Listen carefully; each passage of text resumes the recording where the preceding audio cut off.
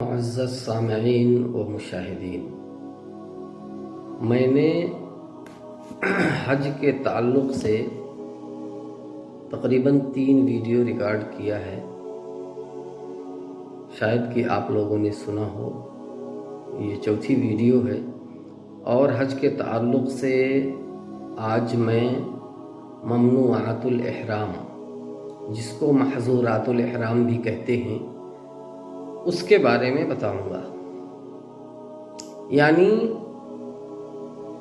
احرام کے حالت میں وہ کون کون سی چیزیں ہیں جس کو آپ نہیں کر سکتے۔ حالانکہ عام حالتوں میں، احرام کے علاوہ حالتوں میں یہ چیزیں آپ کے لیے جائز ہیں، لیکن جب آپ احرام پہن لیں گے تو کچھ بندشیں آپ کے اوپر لاگو ہو جائیں گی جن کو آپ نہیں کر سکتے، اور وہ 9 ہیں۔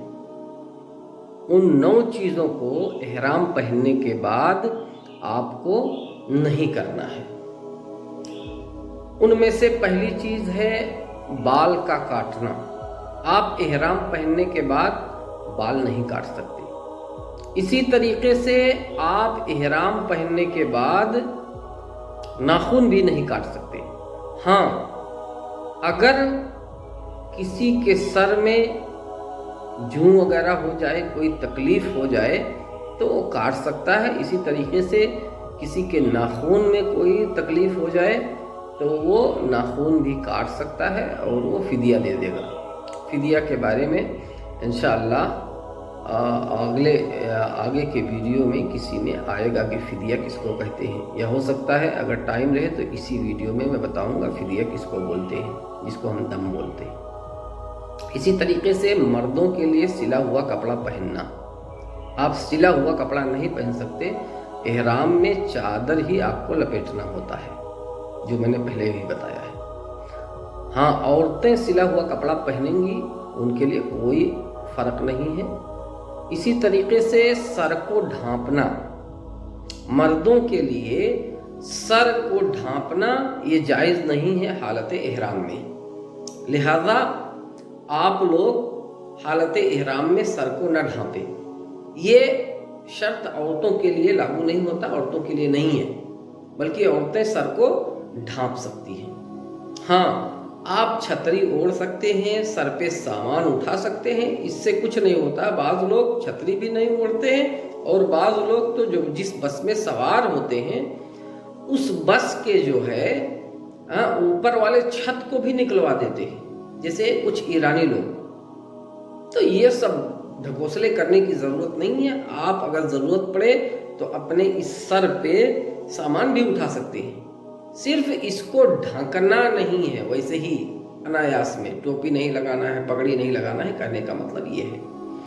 اسی طریقے سے خوشبو نہیں لگا سکتے۔ ہاں، احرام پہنتے وقت لگا سکتے ہیں، احرام پہننے کے بعد خوشبو نہیں لگانا ہے۔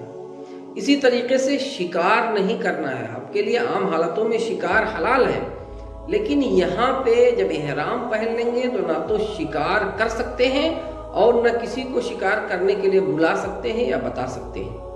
اسی طریقے سے نکاح کرنا، نکاح نہیں کر سکتے۔ اگر کسی نے کر لیا تو اس پر کوئی فدیہ نہیں ہے۔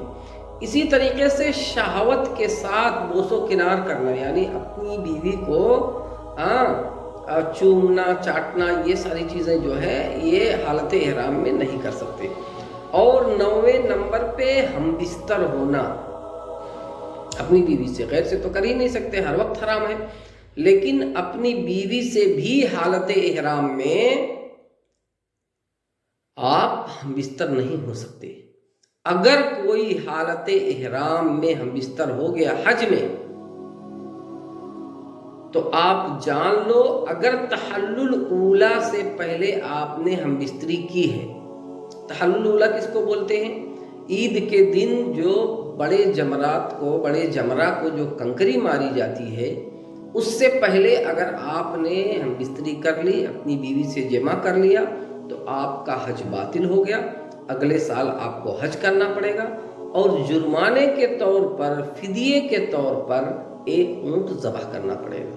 اور اگر تحلل اولا کے بعد ہم بستری ہوئی ہے، یعنی عید الاضحیٰ کے دن जो बड़े जमरा को कंकरी मारते हैं, उसको मारने के बाद एहराम उतारने के बाद, या एहराम नहीं उतारा है लेकिन तहल्लुल ऊला आपको हासिल हो गया है, आपने जमरा को कंकरी मार दी है, कुर्बानी कर दी है, और उसके बाद में आपने सर को मुड़ा लिया है, चाहे एहराम उतारे चाहे ना, तहल्लुल ऊला आपको हासिल हो गया। तो इसके बाद अगर हम बिस्तरी हुई है तो आपका हज फासिद नहीं होगा, ख़त्म नहीं होगा, बातिल नहीं होगा, हज हो जाएगा, लेकिन आपको जुर्माने के तौर पर एक ऊंट ज़बह करना पड़ेगा।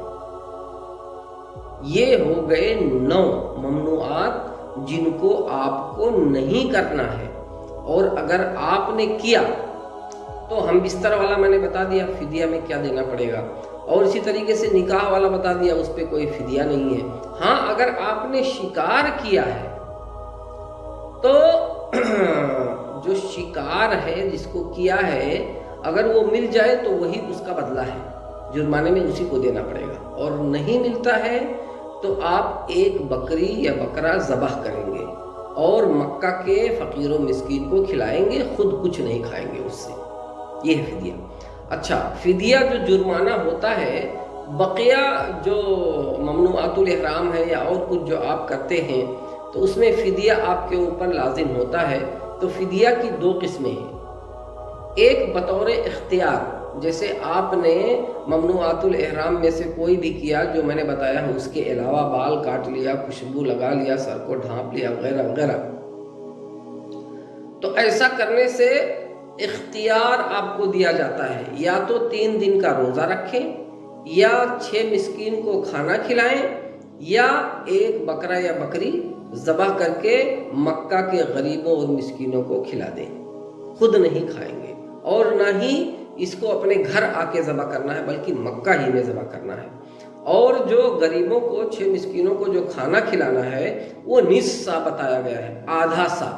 आधा सा का मतलब हुआ लगभग 1.5 किलो, और वहाँ पे तो खाना मिलता है, आप ख़रीद के और उसको एक टाइम का खाना खिला सकते हैं, 6 मिस्कीनों को एक टाइम का खाना खिला सकते हैं, जिससे आपका ये जुर्माना पूरा हो जाएगा। और दूसरा जो फिदिया का दूसरा किस्म है वो बतौर तरतीब है। जैसे हाजी ने हम बिस्तरी कर लिया हालत एहराम में, तो यहाँ इख्तियार नहीं मिलेगा आपको, बल्कि तरतीब के साथ जिसकी ताकत हो वो करनी होगी, और ताकत जो आपकी है वो अल्लाह बेहतर जानता है, कोई मुफ्ती या आलिम नहीं जानता। लिहाजा अगर जमा कर लिया तो सबसे पहले क्या करना है, एक ऊँट ज़बह करना है। अगर आपके पास ऊँट ज़बह करने की ताकत नहीं है तो 3 दिन हज के अय्याम में रोज़ा रखना है, और 7 दिन हज के अय्याम के अलावा जब घर आ जाएं या कहीं भी रहें तब रोज़ा रखना है। 7 दिन 10 दिन ये रोज़े रखने हैं। इसी तरीके से एक मसला और बता दूं कि कोई हाजी है जो हज करने गया है, हज तमत्तो या क़िरान कर रहा है, लेकिन उसके पास इतना पैसा नहीं कि हदी का जानवर ज़बह कर सके, तो उसके लिए भी यही हुक्म है कि 3 दिन अय्याम हज में रोज़ा रखे, और 7 दिन जब वो घर लौट के आए या मक्का मदीना कहीं भी जहाँ रहे अय्याम हज के अलावा में रोज़ा रख सकता है। ये हो गई ममनुआतुल इहराम की बात। अब इंशाअल्लाह अगले वीडियो में इससे आगे मैं सिलसिलावार हज के तरीक़े के बारे में बताऊंगा, और अल्लाह से दुआ है कि अल्लाह तबारक व तआला हमें सही बात कहने की और उस पर अमल करने की तौफीक दे। अल्लाह तबारक व तआला हमारे हज को कबूल फरमाए। अल्लाह तबारक व तआला हमारे उम्रे को कबूल फरमाए। अल्लाह तबारक व तआला मेरे इस काविश से सबसे पहले मुझको, उसके बाद जितने सुनने वाले हैं देखने वाले हैं सबको फ़ायदा पहुँचाए। आमीन।